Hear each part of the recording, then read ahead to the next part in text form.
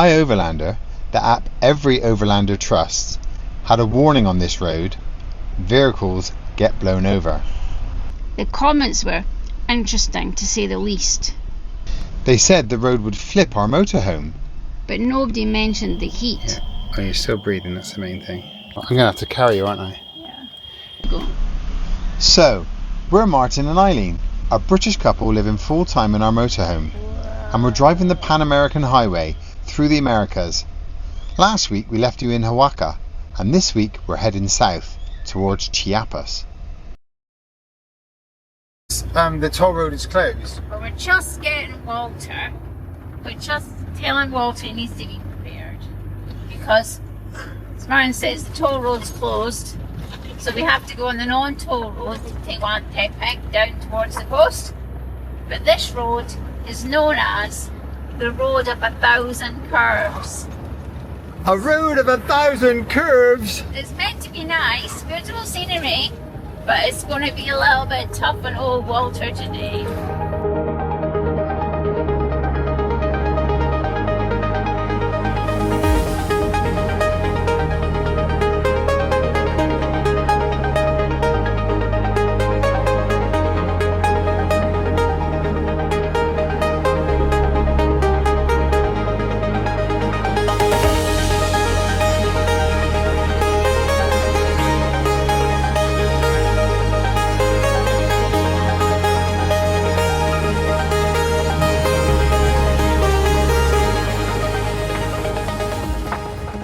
Well, we just stopped for a comfort break and we're just trying to see how much fuel we got left for how many miles we can do, and we just had a cup of tea, a bit of homemade flapjack, but look at this road on Google here. I don't know if it's gonna, might not share. It's like very windy. Oh, it straightens out a bit there. So far so good. We're at 4,500 feet, and I think we go down to about 2,300 or something, but then within about a mile or two we're back up to 4,000 again. But at some point on this journey, the road of 1,000 curves, we will start going down, because we are going down towards the ocean. See? So it's very hot here. In the front, if I show you the front clock, so it's 51 degrees. 51 degrees! That's pretty hot. But we're in no hurry. It's all good. The scenery is fantastic. I mean, look at this. This is one of the rare pull-offs that we've seen on this journey so far without rubbish. It's been absolutely horrendous, some of the rubbish that gets dumped on the roadside. Which is crazy, but this one's quite clean. Anyway, time to get engine started. It says 2 hours 42, and that's at car speed. We're not car speed. So 2 hours 42 is probably going to be at least 3.5 hours for us. And Eileen reckons she's got a lake. She's found a lake where we can park for free. So let's see how that goes.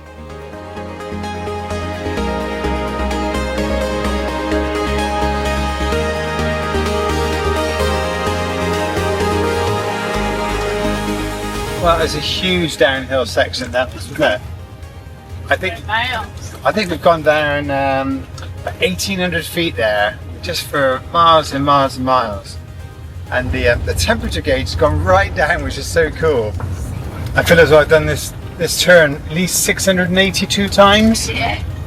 682. Only got another 338. It was 1,000. But it's like a right-hand turn followed by a left-hand turn. Oh, it's quite incredible, and they're quite steep, these turns too. It's been an amazing drive so far.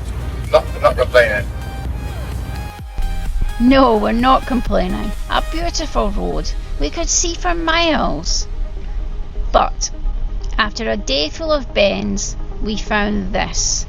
A lake, a free overnight stop, and not another soul around. Just what we needed. And look at that sunset. Yes, it was exactly what we needed before the next day, which is when things got interesting. So iOverlander is an app that all people travelling full-time like us use. It's our Bible to find campsites, water, etc. And it warned us about this road. Yes, they were on a road of 1,000 curves, and now we're on a road that says it's really, really windy on iOverlander, and lorries keep getting blown over. It's meant to be very notoriously windy, and there are lots of wind turbines here as we're going past, but I'm not quite feeling the wind yet. As you can see, the wind turbines aren't moving, so that's probably an indication maybe there's not enough wind, or it's too windy and they've had to shut them down. I don't know. And there's good news because I'm actually overtaking the tuk-tuk. Fantastic.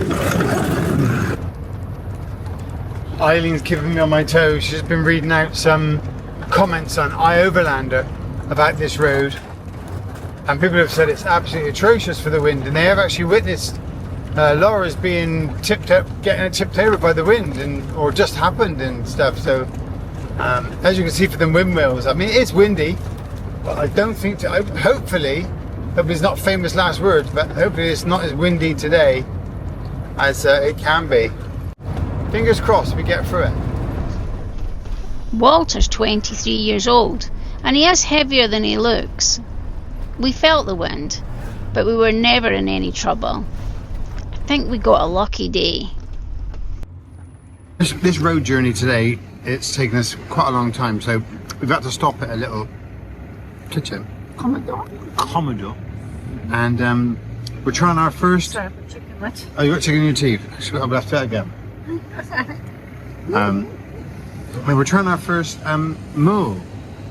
Mo. And it's Mo. M-O-L-E? We don't pronounce anything right. We've resisted this because traditional chicken mole will have chocolate in it. And Mark is like, I'm not having that. No, we're like, well, come on, we must try some. So we're here on our way up into the mountains to get a bit break from the heat, and we're having chicken mole, and it's absolutely delicious. I mean, can you tell, what's your impression? Well, it tastes walnutty. It tastes walnutty, it's chocolatey, and it's creamy, and it's got a little bit of heat in it as well. Creamy. It is creamy. Look.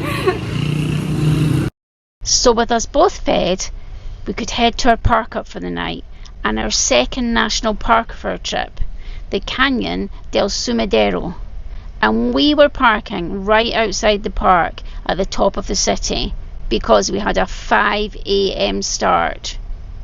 We wanted to hike to the Miradors, a 2.5 hour uphill climb in 36-degree heat. It didn't all go to plan.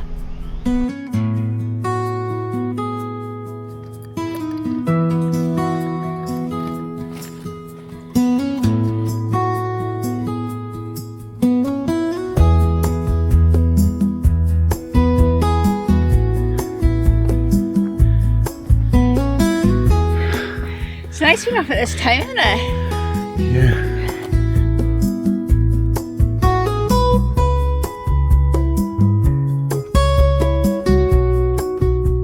And finally, we're our first shadow.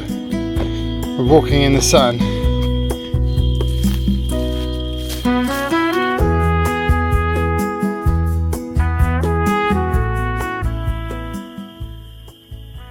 After 2 hours and 20 minutes, you can start to see some man-made buildings. That was a great hike. Really challenging. Really tough. How long? 2 hours 20. Uphill, constantly. So yeah.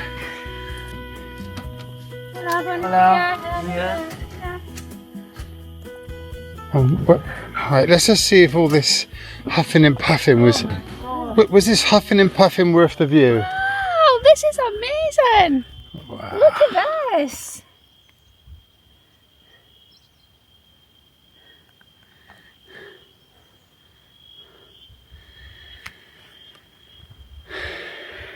Two and a half hours uphill.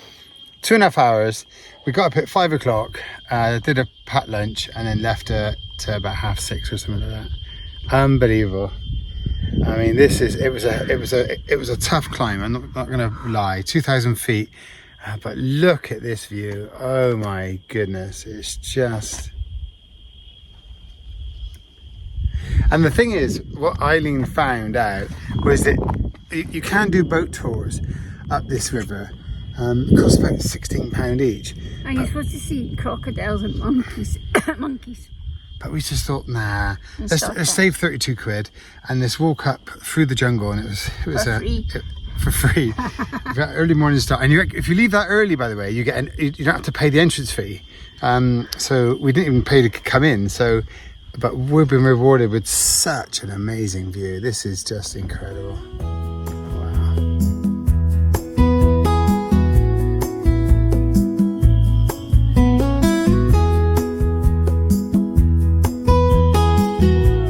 It's a little bit misty. I think we're a little bit early. Oh. And do you know why I think we're a little bit early? Because we need to have breakfast. We need to have breakfast. Great. But if we've ever earned a breakfast, we've earned a breakfast now. So my hips are ready for a rest. your hips, yeah. My hips. Okay, can we get our breakfast stuff out? Yeah. Wow, I need some energy. You need energy. Oh, you did so good. Oh, you put pineapple in there as well, fresh pineapple. Yeah. Oh, currants, pumpkin seeds, and yogurt. It's good for you. Need your calories, lover. Mucho bien. Mucho bien. Thanks, lover. Hi, Eileen, what are you doing? I'm just having a wee rest before we go back. A rest? It's 2 hours downhill now. So I say it's all downhill. We've done that. My hips are a bit tired. Oh no, I'm gonna have to carry you, aren't I? Yeah. Oh no. It was worth it though. Should I check to see if you're still breathing? Yeah. Oh, you're still breathing, that's the main thing.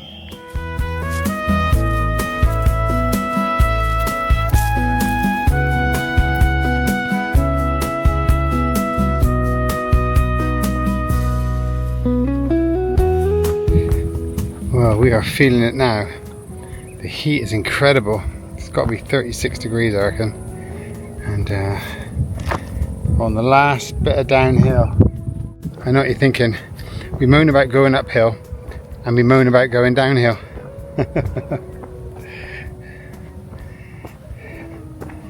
Traversing this mountain has been incredible. The view is very different than it was this morning. How you feeling, lover? Good. Not good, let's get home. That's us back, boots flung up wherever they are.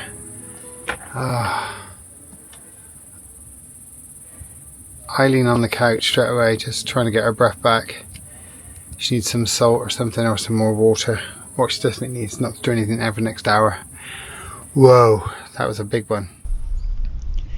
As we passed the booth on the entrance to the park, these two girls noticed that we were a little bit worse for wear. Well, I was. And they came over to check on us. Well, check on Eileen for sure. And to introduce themselves. And the reason we filmed is because we did say that Eileen was a little bit ill after the walk, and they kindly came with a little bottle of Coca-Cola, which was so sweet, kind. Really kind, really lovely. Okay.